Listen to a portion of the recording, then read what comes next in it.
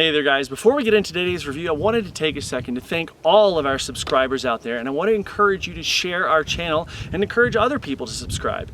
If you're not already a subscriber but you found our video, please click that subscribe button that you can see down at the bottom there, or you can just click right here on my face and you can subscribe that way as well. Now, without any further ado, on to the review.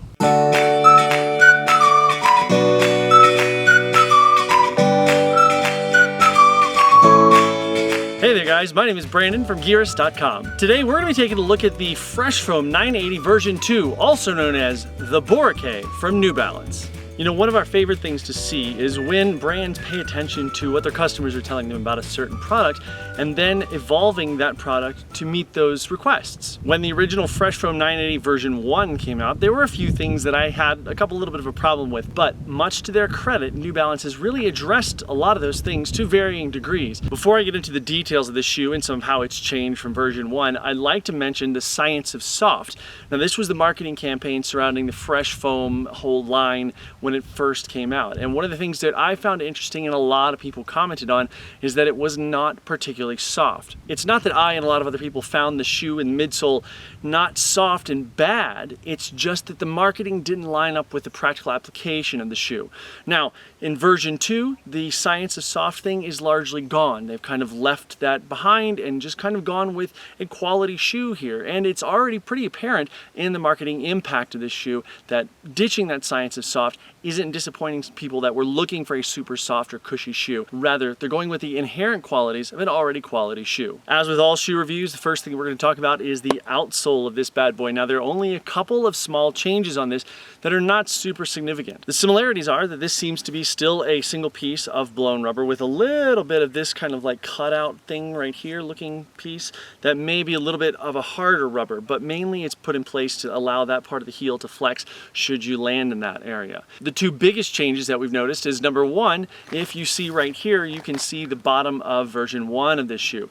Now on bottom of version 2, what you can see is that these lugs, the little hexagonal pattern on them, is more elongated. So they're going this way instead of kind of being even hexagons, which you can see over here. Another thing which I think is actually pretty important, and I'm going to throw up a side-by-side picture right now of version 1 and version 2 of this shoe, is that you can see the waist, basically the part right under the arch there. And you can see that in version 1 there was much more cutaway, so the waist was much more narrow.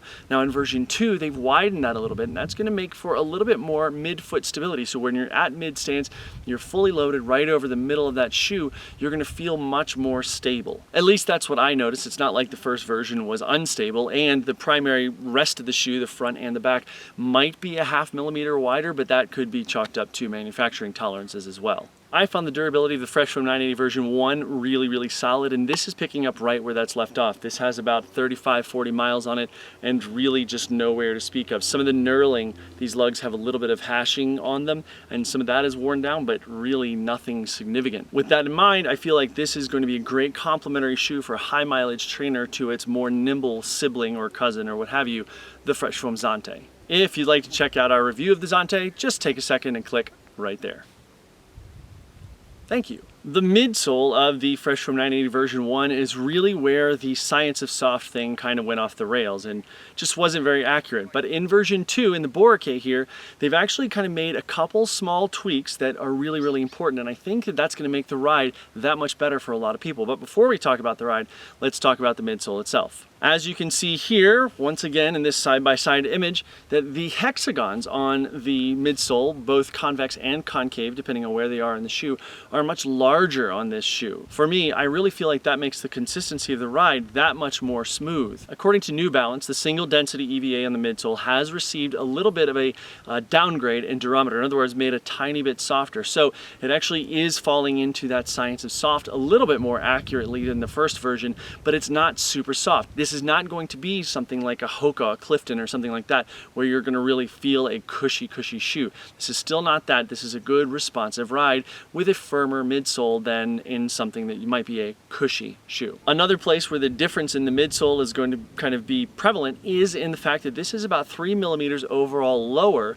than the version 1 of the Fresh Foam 980. The midsole stack heights on this are 22 millimeters in the heel and 18 millimeters in the forefoot for a net drop of 4 millimeters. Now onto the upper upper of the Fresh Foam Boracay, in which case it is a complete redesign. Now in the first version, I actually really liked the upper. I thought the quality was really solid, but in this they've made some really good changes that I like even more. The first thing that I'll mention is the mesh that they've made this out of is what New Balance refers to as a two-way stretch mesh. Now, I can kind of pull on it and you can get a tiny bit of stretch out of it, but it's so negligible that I don't think you should mistake it for something that's as stretchy as the upper of the Zante. The overlays on version 1 of the shoe were wider space and they were a little thicker. In this version, what they've opted for instead is thinner overlays, which you can maybe see the gray overlays above this orange piece here. Those overlays are thinner, but there are more of them to account for the way that the shoe bobs and weaves and bends and all that kind of stuff. They seem to be a lot thinner, not quite as thick and microfibery as the previous version of this shoe, but they also seem to be really super durable and well bonded to the shoe, which I really like the feel and the look of that.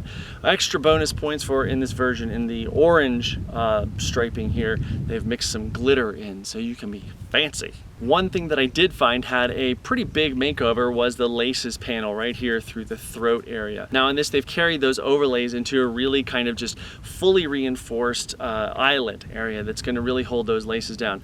The laces themselves carry over that lay flat look and feel, but in this occasion they're really very elastic. I would imagine that if I had this fully stretched out, you probably got about 4 or 5 inches, if it's a fully extended lace out of the shoe, of extra stretch. Now on the one hand, that's really great because what it means is tightening down too far is going to be tough, and when your foot moves with the shoe, it's going to make it a little more kind of custom to your foot, and it's going to work with your foot a little more. On the other hand, what this means is that some people are going to tighten down too far, looking for that really snug feeling, which is a topic for another time, but the moral of that story is, guys, don't over tighten your laces. In this case, I found myself with a little more lace than I might want to have. I guess for if you have a wider foot, that's a really good thing. For me, I don't have a wide foot, so I didn't need it, but it wasn't a huge deal and it didn't really bother me when I was running. Now the amount of foam that was around the collar and the tongue of the Fresh Foam 980 version 1 was a lot. I actually thought it was way too much foam.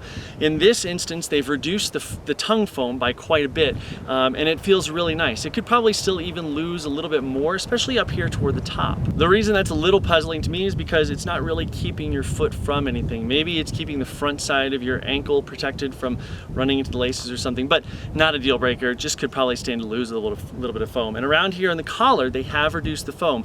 It's a little more tightly packed, a little more dense, and it could probably lose even more. For some people that have a lower volume foot that need that kind of stabilization feature back there, this is going to feel really nice. For me, it's a little unnecessary, but that's just really ticky-tack stuff. One more thing that I really enjoyed about the tongue is that the attachment point has gone, which is down here, the attachment point to the vamp has gone from being just kind of stitched on to almost this piece of neoprene that's right down in here, and it's very smooth against the foot, both internally with and without socks. Last thing I'll say about the upper is that the first version of the shoe had a little bit of pointy toe syndrome, and New Balance has done a pretty decent job of getting rid of that. It could still stand to be expanded on the lateral side just a little bit, but they've done a good job of recovering from what was a pretty pointy toe in some of those shoes there for a while. Part of that is going to be cosmetic, and it's going to lead the eye to feel like it's wider based around this lip right here coming up and over the toe. This is wider on this version of the shoe, where it was actually pretty pointed on version 1. Now let's get into the fit. In version 1, I felt like the sizing was just like that much small.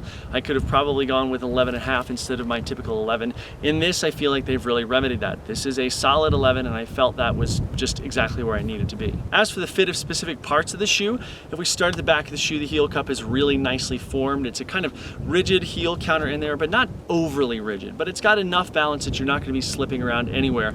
And this additional foam, again, which I feel like could be a little bit lower for me personally, does a nice job of making it feel like you're not going to have any slippage at all. Moving into the midfoot, again, the stretch laces are going to do a good job of allowing for even a wider foot, and the structure underneath the shoe, this wider waist that I mentioned in the outsole section of this review, is going to really feel like a wider foot can fit in there, which is good because as of now, this only comes in a D width. Moving into the forefoot area, as I mentioned, they've done a good job of really kind of expanding it a little bit, making it a little more wide, a little more accounting for toe splay and things like that. I think this is a place where evolution could could continue and it could go even wider if needs be. Now let's talk about the ride of the shoe. This is one of the most interesting and most fun to test places for me, and that's because I would wear this shoe and version 1 at the same time. If you're gonna put on version 1 and version 2 side by side and run for 10 seconds, you're not really gonna notice too much of a difference. But I did a few, probably 2 or 3 5-mile runs where I was wearing both shoes at the same time. Now first off, the drop difference, or excuse me, the stack height difference was a little weird, but that's not a big deal. What I noticed is that this is softer, and I had that already responsive ride in version 1 and kind of enhances that by making it a little bit softer. And there's a tiny bit, in my opinion, more forefoot flexibility. So that pop is really gonna be there and allow the foot to feel its way around pretty well. The ground feel, not the greatest thing in the world, but your sense of what's going on the ground is still pretty good. I think that ground feel is deadened a little bit by the fact that you have 18 and 22 millimeter stack heights and that single density EVA. If you're looking for something where you want to feel every grain of sand on the ground, this is not going to be it. But if you're looking for a relatively firm and responsive, yet still with a good amount of cushion, high mileage trainer, you're going to probably find it in this really well. As for weight, they've made some subtractions and kept the weight of this really kind of good. So my size 11 comes in at 10.2 ounces, a size 9 is going to be 9.1 ounces. And at $119 for a high mileage trainer that's a really good complement to something like the Zante, this is actually not a bad priced shoe. We have found it at some of our buy links down in the description a little bit lower, so if you want to check those out, please do. I think that this is a shoe that most people are going to be comfortable running in, all their high mileage training, but also comfortable in doing a marathon, doing a half, whatever you want to do. I think this is a shoe that's going to be able to do it. And that little bit of pop and response that we noticed in version 1 that's carried over to version 2 makes it really kind of a good shoe for some peppier stuff if you really need it to be. Now our question for you today is, what have you tried from the Fresh Foam line from New Balance? Let us know down in the comments section below. Thank you guys so much for joining us for a few minutes today. If you've got any questions or comments about this review or any of our reviews, please let us know by emailing info@gearist.com or just leave a comment, as I mentioned before, down in the comments section below. Also, you can find us on all of our social media outlets, including Facebook, Twitter, Instagram. You can subscribe to this YouTube channel. That would be so great and so helpful. That up there at the top right there is my personal Strava. So if you like to track most of my training when I remember to upload it to Strava, you can do so by checking that out right there. Thank you guys so much again for joining us for this review, and we'll see you next time.